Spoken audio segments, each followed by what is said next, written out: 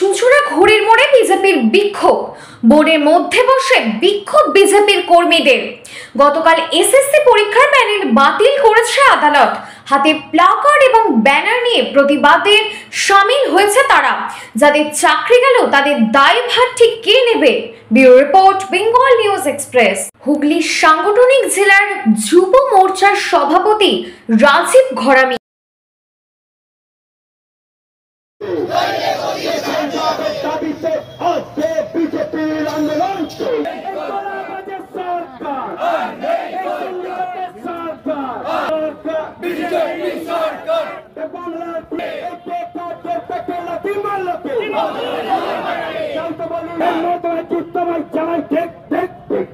বিক্ষোভ মিছিল এবং অবরোধ।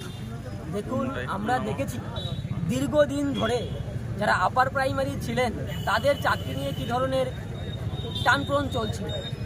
কোর্ট বারংবার বলেছিলেন বর্তমান যে রাজ্য সরকার রয়েছেন তাদেরকে যে আপনারা যাদেরকে ঘুষের বিনিময়ে চাকরি দিয়েছেন তাদের তালিকা আমাদের দিন, তাহলে আমরা যাদের তালিকা দেবেন তাদেরকেই আমরা এই চাকরি থেকে বরখাস্ত করব। কিন্তু বারংবার তাদেরকে চাওয়া সত্ত্বেও তারা কোনো রকম ভাবে এর সুরাহা করেননি। তারা চাইলেই করতে পারতেন। আর এই বর্তমান সরকারের জন্যই আজকে টোটাল 26,000 চাকরি প্রার্থীদের তাদের চাকরি খোয়াতে হবে। এর দায় কে নেবে? মুখ্যমন্ত্রী ছাড়া এর দায় কে নেবে? কারণ মুখ্যমন্ত্রী চাইলেই তো পারতেন এটাকে শনাক্ত করতে, আলাদা করে, কিন্তু তিনি কেন করেননি? তাই এই 26,000 চাকরি বাতিলের জন্য আমরা অবিলম্বে মুখ্যমন্ত্রী পদত্যাগ চাইছি। আর যদি মুখ্যমন্ত্রী পদত্যাগ না করেন আমাদের লড়াই সংগ্রাম চাকরি প্রার্থীদের সাথে থেকে জারি থাকবে। যে সময় এই দুর্নীতি হয়েছিল সেই সময় মুখ্যমন্ত্রীর একদম ছায়া সঙ্গী ছিলেন শুভেন্দু অধিকারী, এখন আপনাদের বিজেপিতে, তাহলে কি তিনিও এই দুর্নীতিতে যুক্ত নেই? দেখুন, আমার কথা যে যিনি যদি প্রমাণিত হন তিনি হবেন। যে দোষী হবে তার জন্য কোনো ছাড় নেই আমাদের কাছে। আজকে যদি আপনি যেটা বলেন সেটা যদি হয়ে থাকে তাহলে এতদিন কেন মুখ্যমন্ত্রী তো তার মন্ত্রিসভায় ছিলেন, তাহলে মুখ্যমন্ত্রী কেন তিনি সরব হলেন না? আর আজকে আমরা যেটা সরব হয়েছে আমাদের তথ্য প্রমাণ নিয়ে সরব হয়েছি, করতে তথ্য প্রমাণ নিয়ে সরব হয়েছে, কেন মুখ্যমন্ত্রী সেটা শনাক্ত করলেন না? দায় কাকে নিতে? অবভিয়াসলি মুখ্যমন্ত্রীকে নিতে হবে। কেন প্রশাসনিক শহর উঠতে কে বসে আছেন? মুখ্যমন্ত্রী নিজে বসে আছেন।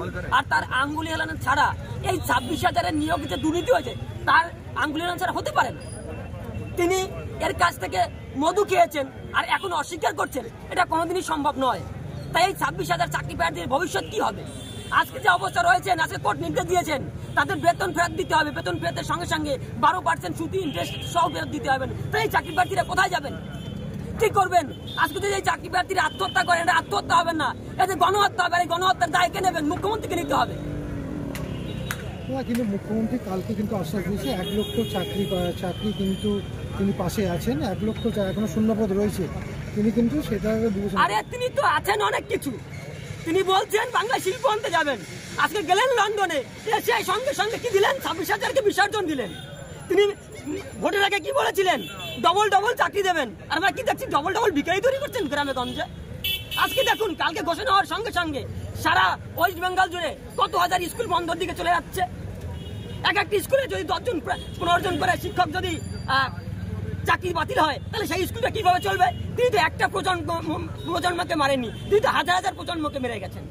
আজকে যারা স্কুল কলেজে পড়ুয়া রয়েছেন তাদের ভবিষ্যৎটা কি হবে? যদি স্কুলটা বন্ধ হয়ে যায় সেই সব হাজার হাজার লক্ষ লক্ষ পড়ুয়াদের অবস্থা কি হবে? চিন্তা করুন আপনাদের, তাদের ভবিষ্যতের সিকিউরিটি কে নেবেন মুখ্যমন্ত্রী?